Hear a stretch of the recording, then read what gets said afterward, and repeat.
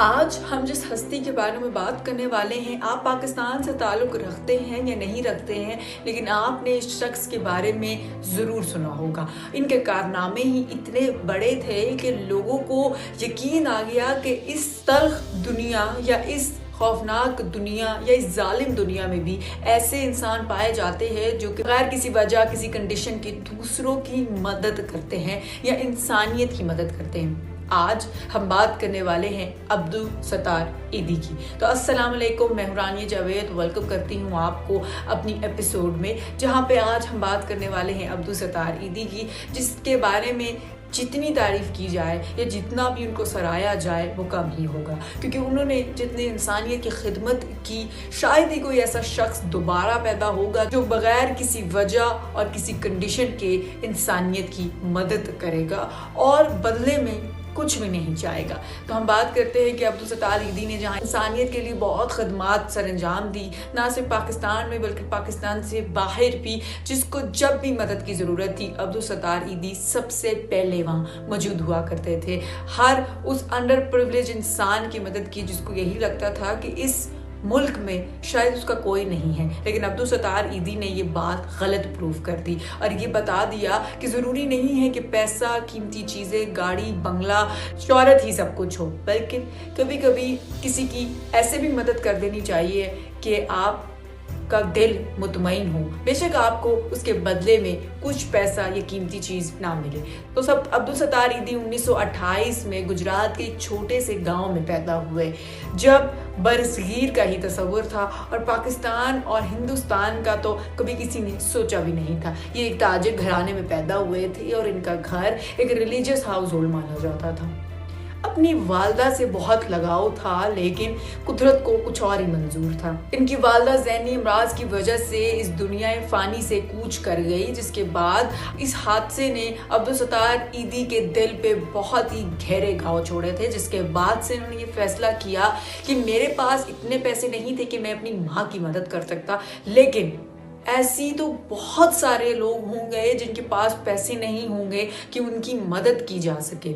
उस दिन के बाद अब्दुल सत्तार ईदी ने सोचा कि मैं इंसानियत की खिदमत करूंगा। आपको बता दूं कि जब 1947 में पाकिस्तान और हिंदुस्तान दो अलग मुल्क बन गए और हिंदुस्तान के लोग पाकिस्तान और पाकिस्तान के लोग हिंदुस्तान हिजरत करने लग गए, तो उस वक्त भी जो खून खराबा और अजियत वाली सिचुएशन से देखी लोगों ने, उसमें अब्दुल सत्तार ईदी का कहना था कि मैंने देखा कि लोग गरीब हैं और एक गरीब मुल्क से दूसरे गरीब मुल्क में हिजरत कर रहे हैं। उनका कहना था कि उनके पास ना खाने को चीज़ें थी, ना ही पैसा था, ना ही रहने की कोई जगह थी। अब इस सब को मैं देख के खामोश नहीं रह सकता था, इसलिए अब्दुल सत्तार ईदी ने जितना भी उनके पास कीमती सामान था उन सबको बेच के लोगों की मदद करना शुरू कर दी और वहाँ से ही बुनियाद डली अब्दुल सत्तार ईदी फाउंडेशन की। जब अब्दुल सत्तार ईदी हिजरत करके कराची आ गए तो 1959 में इन्होंने कराची में एक छोटी सी डिस्पेंसरी से आगाज़ किया। ये डिस्पेंसरी लोगों का मुफ्त इलाज करती थी और लोगों को मुफ्त दवाइयाँ भी दिया करती थी।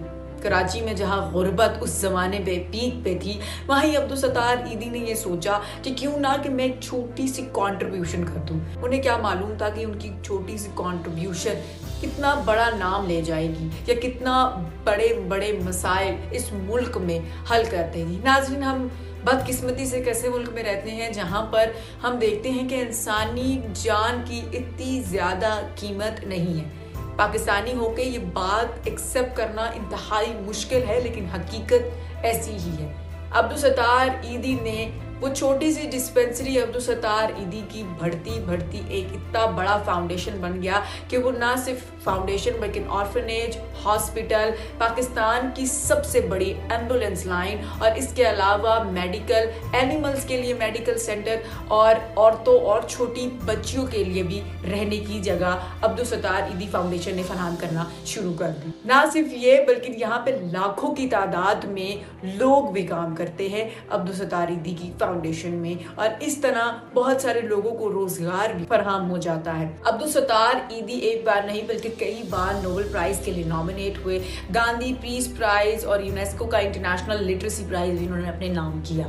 मैं आपको बता दूं कि इनका ये फाउंडेशन एक बहुत बड़ी डोनेशन से चलता है। ना सिर्फ पाकिस्तान बल्कि पूरी दुनिया की आवाम यहाँ पर फंड्स भेजती है और डोनेशंस भेजती है, जिसकी वजह से ये फाउंडेशंस काम करते हैं। मैं आपको ये बता दूं कि अब्दुल सत्तार ईदी तो वो फरिश्ता सिर्फ इंसान है जिन्होंने इन फाउंडेशन की डोनेशंस का 1 रुपया भी कभी अपने पे नहीं लगाया। ना हमने उनको कभी महंगी महंगी गाड़ियों, बड़े बड़े बंगलों में रहते देखा, ना ही महंगे महंगे सूट, महंगी महंगी घड़ियां पहनते देखा। वो हमेशा से एक सादा लिबास ही ज़ेबतन करते थे। सिंपल सी शलवार कमीज और एक नॉर्मल सी चप्पल पहन के उन्होंने अपनी सारी जिंदगी इंसानियत के नाम कर दी। हम में से बहुत सारे लोग ये बात भूल जाते हैं कि खुदा के हकूक तो खुदा माफ़ कर देगा, लेकिन इंसानी हकूक खुदा कभी भी माफ नहीं करेगा, जिनको हम हकूक़ुल इबाद के नाम से भी जानते हैं। इस असूल के बावजूद भी हम एक ऐसी दुनिया में रह रहे हैं जहां पर हम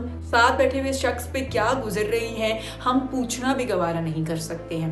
2016 में अब्दुल सत्तार ईदी इस दुनिया से रुखसत हो गए थे। उनके बाद उनकी वाइफ और उनका बेटा इस फाउंडेशन को चलाते हैं। मैं आपको ये बता दूं कि उनकी वफात के कुछ साल बाद ही उनकी बीवी भी इस दुनिया फ़ानी से कूच कर गई थी। अब उनकी फाउंडेशन या उनकी पूरी जिम्मेदारी अब उनके बेटे पर ही है। मैं आपको ये बताऊं कि ये एक ऐसा इदारा है कि हम में से बहुत सारे लोगों ने शायद इसको अपनी आंख से नहीं देखा होगा या यहाँ पे काम करते हुए लोगों से कभी मुलाकात नहीं की होगी, लेकिन जब भी हम इनके बारे में बात करते हैं या जब भी इस फाउंडेशन के बारे में उनका नाम सुनते हैं तो एक नरम गोशा हमारे दिल में ज़रूर पैदा हो जाता है। और हम अक्सर ये बात सोचते हैं कि हम तो किसी को पानी पिला दें तो उसका एहसान हम अगले पर पता नहीं सदियों तक जिताते रहते हैं।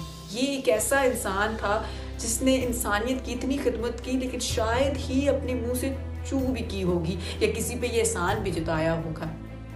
हम इनकी खिदमात को जितना भी सराहें उतना ही कम है। मैंने वीडियो के शुरू में ये कहा था कि कुछ ऐसे भी लोग इस दुनिया में मौजूद हैं जिनकी ज़िंदगी को देख के हम ये कह सकते हैं कि नहीं, इस जालिम दुनिया या जालिम माशरे में अभी भी इंसानियत बाकी है। तो नाज़रीन, आज के लिए इतना ही। मैं मिलूंगी आपसे अगली वीडियो में, तब तक दे मुझे इजाज़त। और इसी पॉजिटिव वीडियो के साथ एक पॉजिटिव मैसेज भी मैं देना चाहूँगी कि बहुत ज़्यादा नहीं लेकिन थोड़ा तो हम कोशिश कर ही सकते हैं कि दूसरों की मदद करें ताकि काइंडनेस ज़्यादा से ज़्यादा इस सोसाइटी में फैल सके। और मुझे दे इजाज़त, मैं मिलूंगी आपसे अगली वीडियो में। अल्लाह हाफिज़।